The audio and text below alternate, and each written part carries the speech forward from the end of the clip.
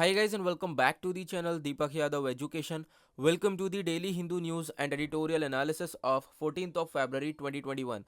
तो गाइज आज है तारीख 14 फरवरी 2021 और है संडे। देखेंगे आज का the Hindu complete newspaper. The Hindu complete newspaper को एनालाइज करेंगे, बट लेक्चर में आगे बढ़ने से पहले अगर आप लोगों को इस कंप्लीट न्यूज़पेपर का पीडीएफ चाहिए तो क्या करना है, सबसे पहले डाउनलोड करना है टेलीग्राम और फिर जाकर सर्च बॉक्स में टाइप करना है दीपक यादव एजुकेशन।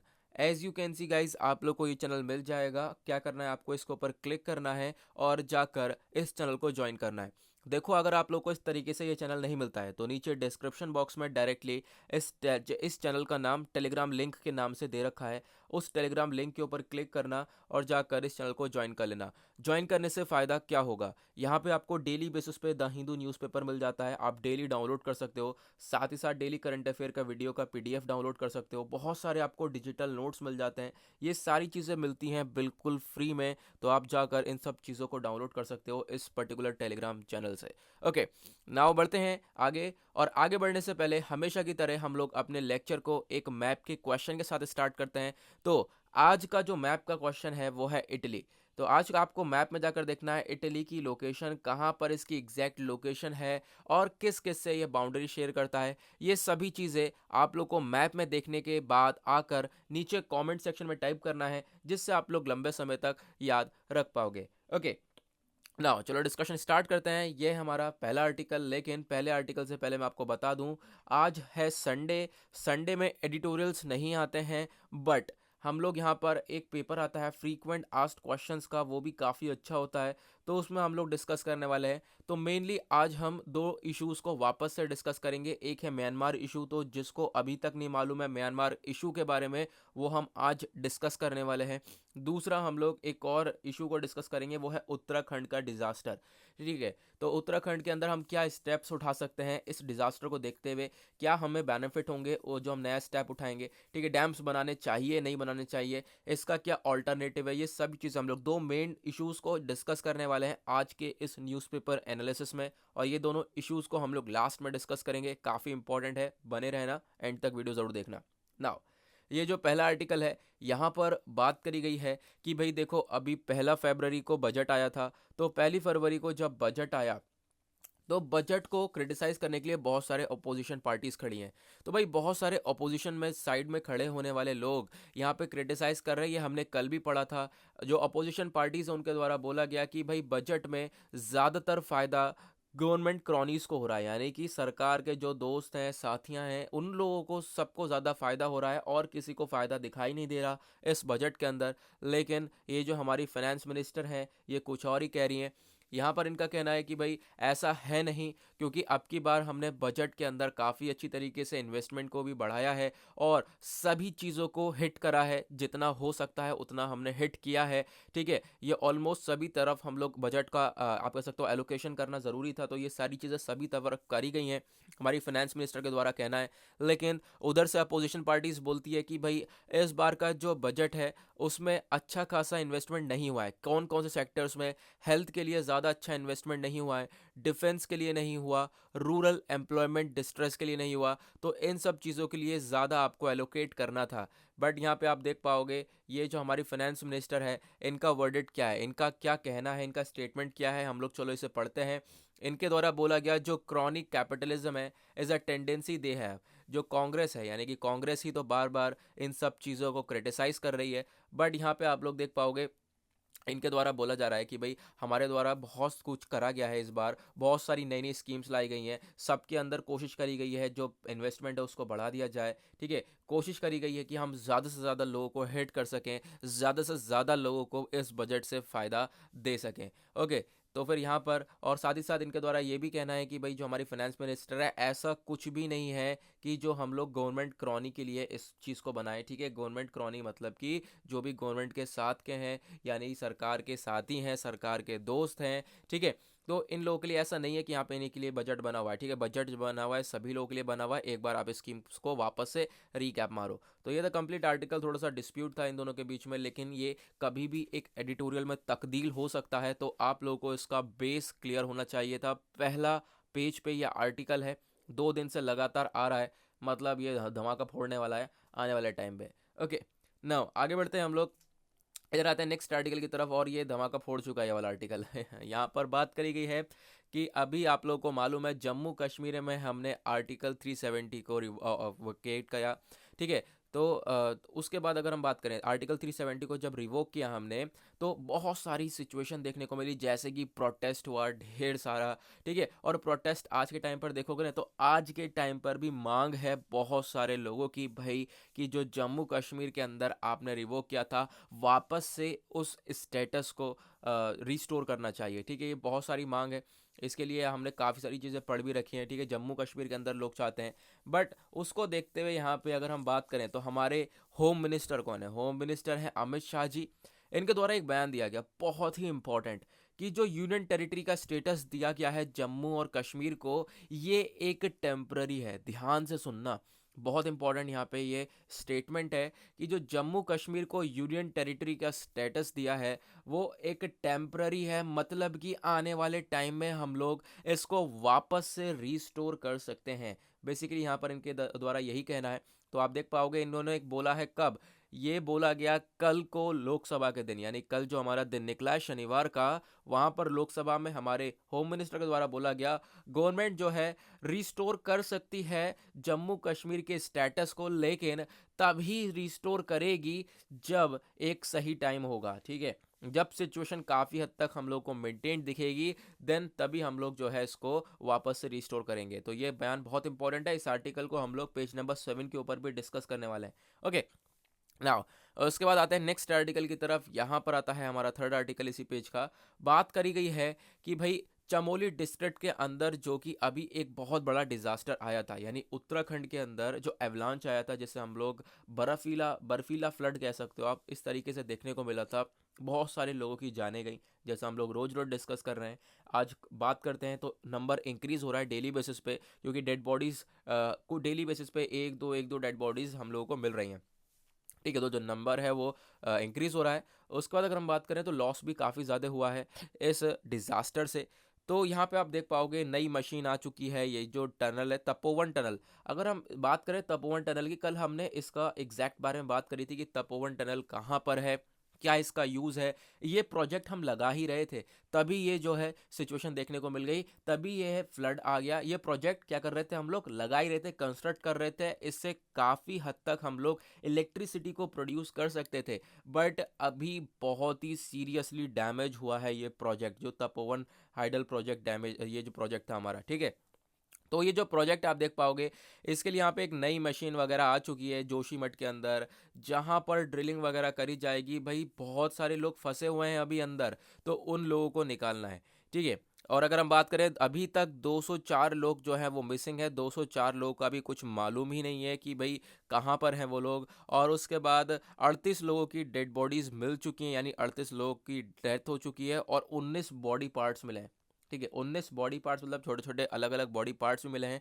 ये सब किसके द्वारा कहना है, ये सब बयान दिया गया director general of police Uttarakhand के द्वारा, जिनका नाम है अशोक कुमार। इन्होंने ये सारी चीज़ें बताई हैं। ओके, तो यहाँ पे आई होप आपको क्लियर हुआ होगा कि क्या सिचुएशन आज के टाइम पर। देखो थोड़ा थोड़ा अपडेशन आ रहा है, हम लोग डेली बेसिस पे छोटा छोटा अपडेट लेते रहेंगे, चीज कि हम चीज़ों को अच्छी तरीके से जान सके, क्योंकि आने वाले टाइम में कोई सा भी आर्टिकल एडिटोरियल में तब्दील हो सकता है, तो हमें ये मालूम होगा, ठीक है।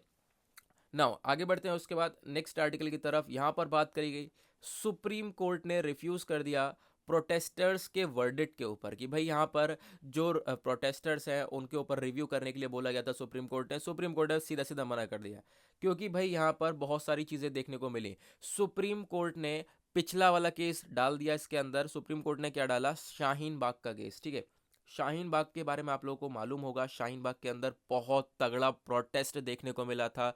बहुत सारी एज्ड वेमेंस थी, आप बुढ़िया बूढ़ बहुत सारे बुढ़िया हो गई थी, वो जो वेमेंस थी उनके द्वारा खूब तगड़ा प्रोटेस्ट किया गया। पब्लिक चक्का जाम हो चुका था, पब्लिक इधर से उधर नहीं जा पा रही थी, पब्लिक को अपना रास्ता बदलना पड़ा था, ठीक है। और ये किस चीज़ के लिए हो रहा था, सिटीजनशिप अमेंडमेंट एक्ट के लिए हो रहा था, तो ये ध्यान रखना।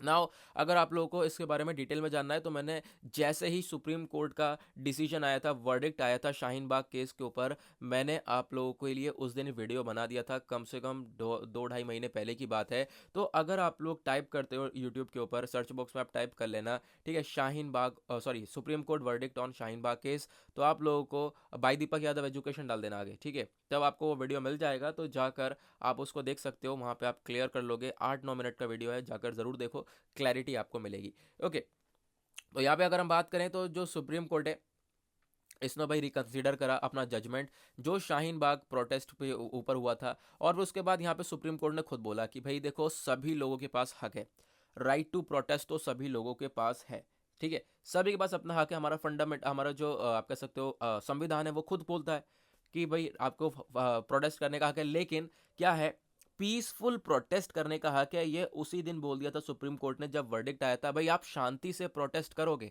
और शाहीन बाग केस में क्या हो रहा था, लोगों ने रोड्स ब्लॉक कर रखी थी, बाकी सारी पब्लिक को बहुत ज़्यादा परेशानियां हो रही थी, पब्लिक अपना रास्ता बदल कर जा रहा था, ठीक है, पब्लिक अपना रास्ता बदल चुकी थी और उन्हें बहुत लंबा पड़ रहा था। पब्लिक के द्वारा ये केस घसीटा गया था सुप्रीम कोर्ट में, तो यहाँ पर ये डिसीजन आना ही था।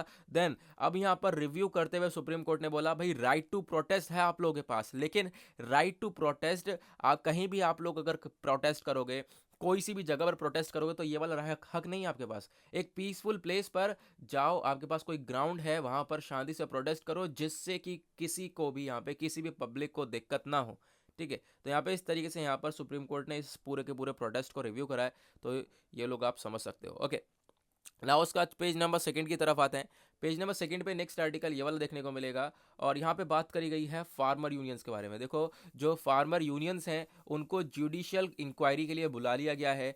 और ये सब क्यों हुआ है, क्योंकि रिपब्लिक डे पर यानी 26 जनवरी पर हमने देखा था एक बहुत ही तगड़ा वायलेंस, जिसके अंदर फार्मर्स, पुलिसमैन, इन सब के बीच में हो गया था डिस्प्यूट एक क्रिएट, ठीक है। और जो यहाँ पर क्या हुआ, जो प्रोटेस्टिंग फार्मर यूनियंस थे, यानी कि जो फार्मर यूनियंस थे, जितने भी फार्मर्स थे वहाँ पे अगर हम बात करें, तो सैटरडे में इनको डिमांड करा गया एक हाई लेवल जुडिशरी इंक्वायरी के लिए, कि भाई क्योंकि इनका भी बहुत बड़ा रोल प्ले किया गया था 26 जनवरी में जो ये वायलेंस था, ट्रैक्टर रैली हुई थी, आप लोगों को मालूम है, इसके ऊपर भी मैं एक वीडियो बना चुका हूँ, ठीक है। तो जितने भी इंपॉर्टेंट जो है न्यूज़ आती हैं या फिर बहुत ही ज़्यादा इंपॉर्टेंट अलग से होता है, तो मैं उसके लिए एक वीडियो बना देता हूँ उसी टाइम पर। तो अपडेशन देने के लिए मैं आपको हाथों हाथ चीज़ों को कवर कर देता हूँ, ठीक है ना। वो यहाँ पे और कुछ आपको ध्यान रखने लायक है नहीं। जो फार्मर यूनियन से उन्हें जुडिशियल कस्टडी में बुलाया है, उनके ऊपर इंक्वायरी होगी, भाई ये क्या सिचुएशन थी, कैसे कैसे चीज़ें क्रिएट हुई हैं 26 जनवरी पर। ओके, नाउ पेज नंबर 30 के ऊपर आओगे, कोविड-19 से रिलेटेड थोड़ा सा अपडेशन दे लेते हैं, क्योंकि 2-3 दिन से हमने कुछ पढ़ा नहीं है। तो अगर हम बात करें, 1800 हेल्थ केयर वर्कर्स जो हैं, उन्हें अब यहाँ पर सेकेंड कोविड-19 का डोज दे चुके हैं हम लोग, क्योंकि हमने डिसाइड किया था भाई, क्या हुआ कि पहली डोज हम लोगों ने स्टार्ट करी थी 16 जनवरी से।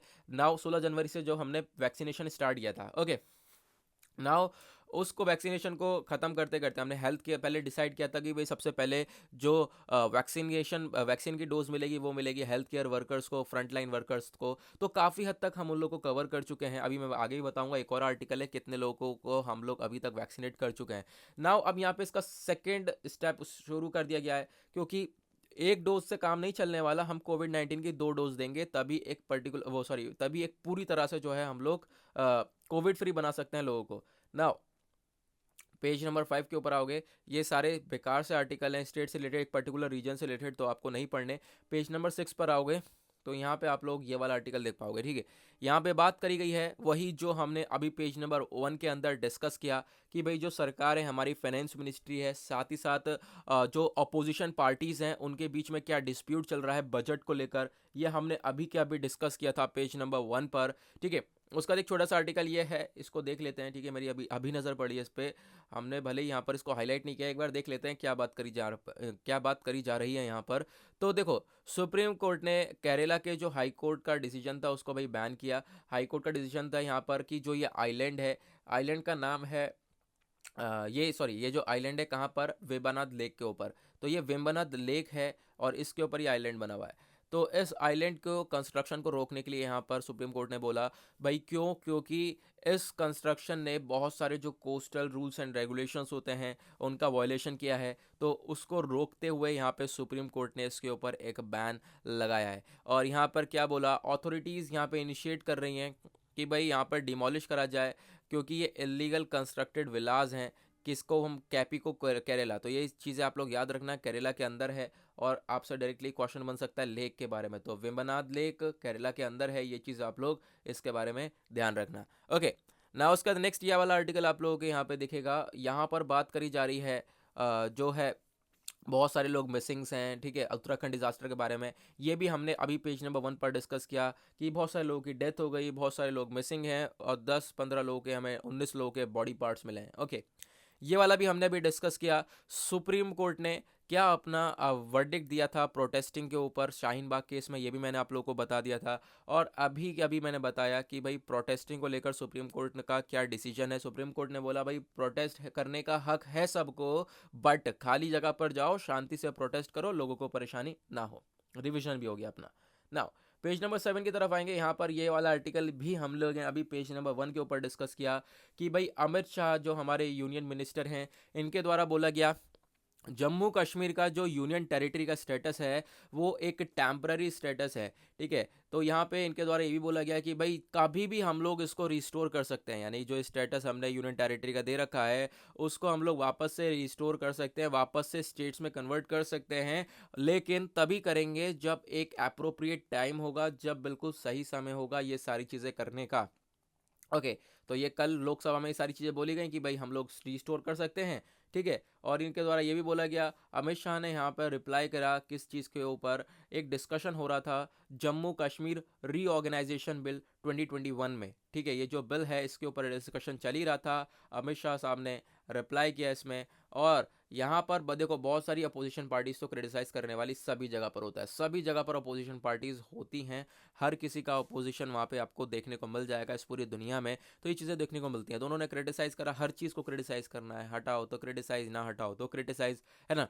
तो यहाँ पे बात करें जम्मू कश्मीर के रीऑर्गेनाइजेशन बिल अमेंडमेंट बिल, ठीक है। तो इन्होंने यहाँ पर क्या होगा कि जो ऑल इंडिया सर्विसेज है जम्मू कश्मीर कैडरे की, इसको अरुणाचल प्रदेश, गोवा, मिजोरम यूनियन टेरिटरी के साथ हम लोग कन्वर्ट कर रहे हैं। और उसके बाद अगर हम बात करें, इनके द्वारा ये भी बोला गया जो यूनियन टेरिटरी का स्टेटस है ये टेम्पररी है, जैसे कि आर्टिकल 370 अपने आप खुद ही बोलता है, एक स्पेशल स्टेटस देता है जम्मू कश्मीर को, और स्पेशल स्टेटस कभी भी यहाँ पर हम लोग इसको वापस से रिस्टोर कर सकते हैं, ठीक है। यानी कि जो अभी यूनियन टेरिटरी का दर्जा दिया है उसे वापस से हम स्टेट के अंदर कन्वर्ट कर सकते हैं, लेकिन एक अप्रोप्रिएट टाइम के ऊपर, ये ज़रूर ध्यान रखना। ओके, नाउ आगे बढ़ते हैं पेज नंबर 8 की तरफ। पेज नंबर 8 पे हैं एक दो आर्टिकल जो डिस्कस करेंगे। यहाँ पे ये वाला आर्टिकल देखोगे, ये वाला पिक्चर हमने थंबनेल में इस्तेमाल किया है, आप लोगों को देख रहा होगा। नाउ बात करी जा रही है टनल रेस्क्यू एफर्ट्स के बारे में कि भाई अभी भी बहुत सारे लोग, कम से कम 30 लोग तपोवन हाइड्रल पावर प्रोजेक्ट के अंदर फंसे हुए हैं, तो उनको निकालने के लिए जो रेस्क्यू एफर्ट्स हैं वो लगातार जारी हैं। बहुत सारे लोग हैं जो कि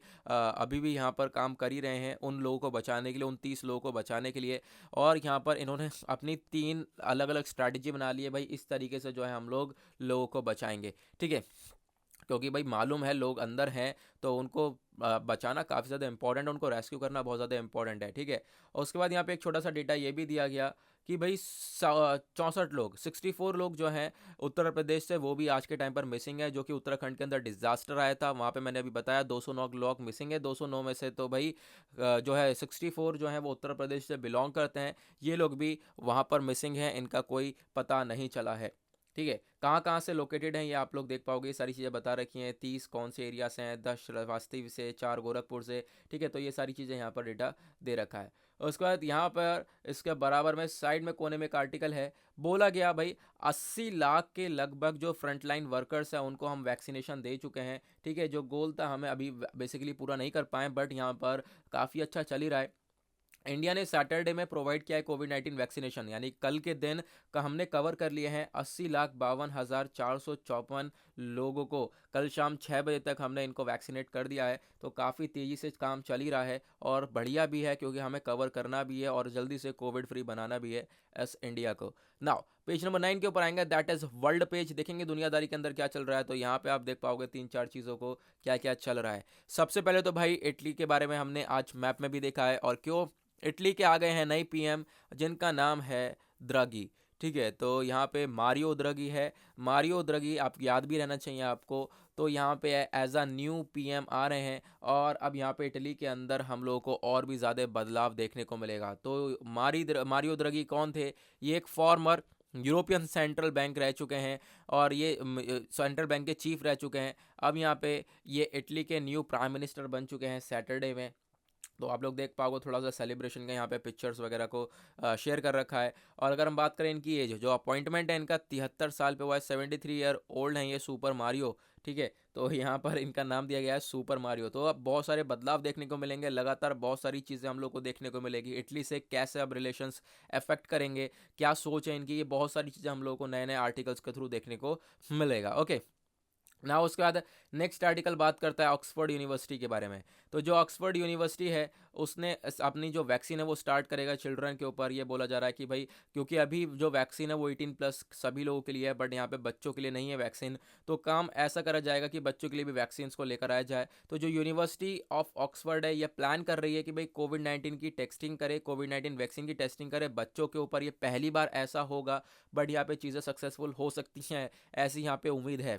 नाउ यहाँ पे बताया गया जो ये ट्रायल है इसको अनाउंस कर दिया गया है सैटरडे में, और कम से कम हम 300 बच्चों को लेंगे, 300 वॉलंटियर्स होंगे जिनकी उम्र होगी 6 से लेकर 17 साल तक, और उनको हम ये कोविड-19 वैक्सीनेशन देंगे, उनके ऊपर टेस्टिंग करेंगे, देन ही हम लोग लॉन्च कर पाएंगे। ऐसे तो हम लोग कोई काम नहीं कर सकते। नाउ उसका नेक्स्ट आर्टिकल यहाँ पे आपको नजर आएगा, ये म्यांमार के इशू के बारे में।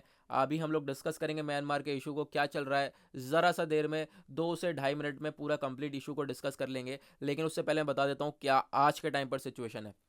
तो म्यांमार के अंदर जो टेंशन है वो बहुत ज़्यादा बढ़ चुकी है, क्योंकि प्रोटेस्टिंग लगातार, ये दूसरा सप्ताह है जो कि प्रोटेस्टिंग लगातार जारी है पूरे म्यांमार के अंदर। ये क्यों जारी है ये अभी हम आगे डिस्कस करने वाले हैं। ओके, नाउ उसके बाद ये आपको नज़र आएगा, ये बात करी जा रही है। अभी मैंने आपको बताया था जो WHO की एक्सपर्ट की टीम है, यानी वर्ल्ड हेल्थ ऑर्गेनाइजेशन की टीम है, वो पहुंची है चाइना। चाइना के अंदर वो लोग खोज कर रहे हैं कि भाई किस तरीके से ये कोविड-19 वायरस ओरिजिन हुआ था, किस तरीके से वायरस पैदा हुआ और फिर कैसे लोगों के अंदर फैला।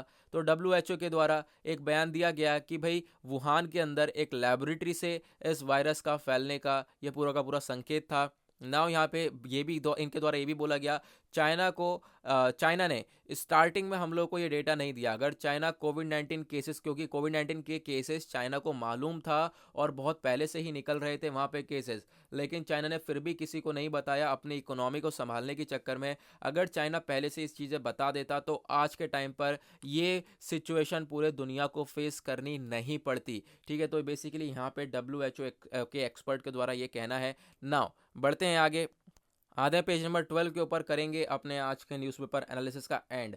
बट यहाँ पे दो इशू को डिस्कस करते हुए, सबसे पहले उत्तराखंड के अंदर एक बहुत बड़ा डिज़ास्टर देखा हम लोगों ने संडे के दिन। नाउ अब यहाँ पे ये डिज़ास्टर के बाद का पिक्चर आप लोग देख पाओगे किस तरीके से चीज़ें जो हैं वापस से बदल चुकी हैं। नाउ यहाँ पे हुआ क्यों है, सबसे पहली बात आप ये देखो, क्योंकि देखो यहाँ पे एक बहुत बड़ी चीज़ जो कि आपको मालूम होनी चाहिए।